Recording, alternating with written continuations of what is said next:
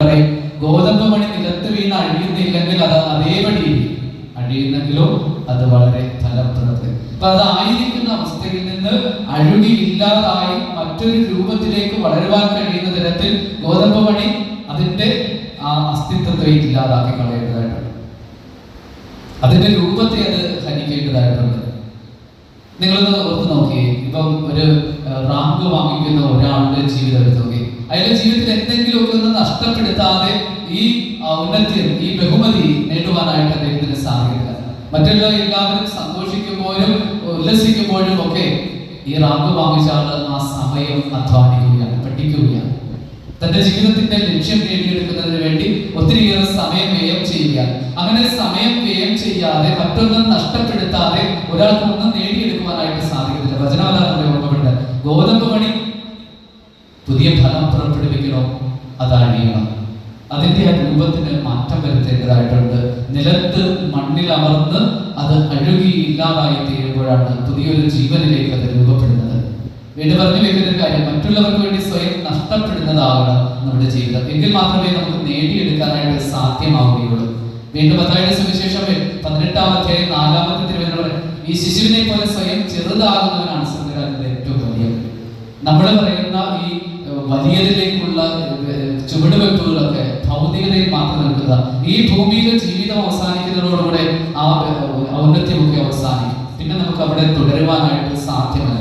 പക്ഷേ യേശു നമ്മളോട് ഓർമ്മിപ്പിക്കുന്ന ഒരു കാര്യം, നീ ഈ ഭൂമിയിൽ ചെറുതാകുന്നത് വഴി, നീ ഏറ്റവും നിഷ്കളങ്കനായി തീരുന്നത് വഴി നിനക്ക് സ്വർഗത്തിൽ ബഹുമതി ലഭിക്കുന്നുണ്ട്, നിനക്ക് ഔന്നത്യം ലഭിക്കുന്നുണ്ട് എന്നതാണ്. നമ്മൾ പാടുന്നത് ഇപ്രകാരമാണ്, ഈരടികൾ പാടും, ഇത്ര ചെറുതാകാൻ എത്ര വളരണം, എത്ര സ്നേഹിക്കാൻ ഞാൻ എന്ത് വേണം. നമ്മളൊക്കെ ഇടതടവില്ലാതെ ഈ ഈരടികൾ ആവർത്തിക്കുന്നുണ്ട്. പക്ഷേ അർത്ഥതലങ്ങളിലേക്ക് ഇറങ്ങി ചെല്ലുവാനോ ജീവിതഗതിയായിട്ട് ഈ വാക്കുകളെ സ്വീകരിക്കുവാനോ നമ്മൾ ഒരുക്കമല്ല എന്നത് ജീവിതത്തിന്റെ അപജയവും പരാജയവുമായിട്ട് കാണേണ്ടതാണ്. ഇത്ര വളരാൻ എത്ര ചെറുതാകണം, ഇത്ര ചെറുതായിട്ടൊക്കെ വരുന്നതിന് വേണ്ടി നമ്മുടെ വളർച്ചയെ കുറിച്ച് നമ്മൾ ചിന്തിക്കുമ്പോൾ തീർച്ചയായിട്ടും ഒരു അപ്പത്തിന്റെ രൂപത്തിലേക്ക് മാറിയ, ഒരു അപ്പത്തിലേക്ക് ഒതുങ്ങാൻ കഴിയുന്ന തരത്തിലേക്ക് മാറിയ ഒരു ക്രിസ്തു നമ്മളെ പറഞ്ഞു പഠിപ്പിക്കുന്ന ഒരു കാര്യം അവന്റെ ജീവിതം തന്നെയാണ്. നമ്മളിത് അല്പം കൂടുതൽ ശ്രദ്ധയോടുകൂടെ സുവിശേഷത്തിലേക്ക് കടന്നു വന്നാൽ ഇത്രത്തോളം ചെറുതായ, ഇത്രത്തോളം വിനീതമായ ഒരു ഗുരുവിനെ കുറിച്ച് നമ്മൾ കഴിഞ്ഞ ആഴ്ച കണ്ടതേ ഉള്ളൂ.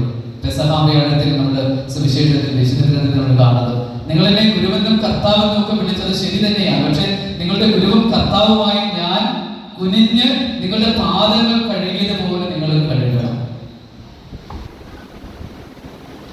ശരിക്കും പറഞ്ഞാൽ നമ്മുടെ ചിന്തയ്ക്ക് അതുകൊണ്ട് അത്ര സുഖകരമായിട്ടുള്ളൊരു കാര്യമില്ല. ഏറ്റവും ഔന്നത്യത്തിൽ നിൽക്കുന്ന ഒരാള് ഏറ്റവും താഴെ തട്ടിലേക്ക് വന്ന് ഇത്രത്തോളമുള്ള ദാസ്യത്തിന്റെ ശുശ്രൂഷ ചെയ്യുക എന്ന് പറയുന്നത് അത്ര എളുപ്പമുള്ള കാര്യമല്ല. ദായാസകരം തന്നെ കർത്താവ് പറയും, നിങ്ങളുടെ ഗുരുവും കർത്താവുമായി ഞാൻ ഈ ചെയ്തത് എന്താണെന്ന് നിങ്ങൾ കണ്ടു, നിങ്ങൾ മനസ്സിലാക്കി, അത് നിങ്ങളും ചെയ്യണം.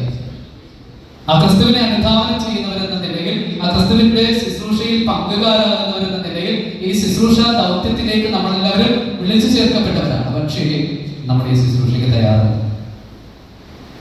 ഒന്നും കുനിയുക എന്ന് പറയുന്നത് എളിമപ്പെടുക എന്നുള്ളത് തന്നെയാണ്. നമ്മൾ ആരത്ര തയ്യാറാണ്. നമുക്ക് ഏതെങ്കിലും തരത്തിലൊരു തെറ്റ് പറ്റി എന്ന് നമ്മൾ ആരത്ര പെട്ടെന്ന് നമുക്ക് സമ്മതിക്കാനായിട്ട് തയ്യാറാണ്. നമ്മളതിന് പല ന്യായീകരണങ്ങൾ കണ്ടെത്താനായിട്ട് ശ്രമിക്കാറുണ്ട്. നമ്മളാരും നമുക്ക് തെറ്റുപറ്റിയെന്ന് അംഗീകരിച്ചുകൊണ്ട് തിരുത്താനായിട്ട് ചിലപ്പോൾ ശ്രമിക്കാറുണ്ട്. അതിനൊക്കെ